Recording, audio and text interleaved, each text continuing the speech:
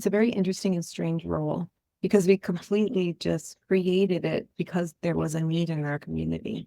And what that need is for bridge building, because here and in so many other places, not just the Upper Peninsula of Michigan, but there are these communities that historically have been very divided, purposefully divided, right? Oppressor and oppressed. And that was for the assimilation, that was for, land conquest, etc.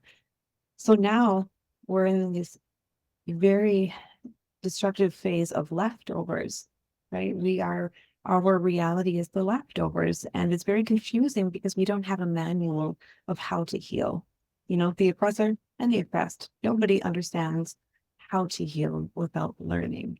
And so that's what my role is, really, is to be a communicator, communicate with the tribes, with tribal people, and ask, what are your needs?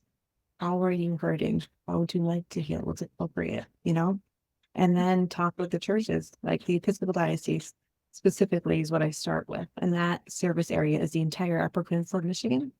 And we unpack the harm done so that folks understand what that history is and the racial disparities that we have today as Native people. And then once we get into that mode of culturally competent, then we understand how the diocese can position itself, what that role is, instead of like how contemporarily a lot of different religious organizations are going in with a savior syndrome mentality and unaware of the harm being done with that. So with the diocese here, we are very aware of that savior syndrome and not utilizing that, right? We want to tread lightly, and we want to understand what the role is, what that specifically that white role is, to be able to create authentic systems change for reconciliation. Because I always say that we're in a reconciliation research era.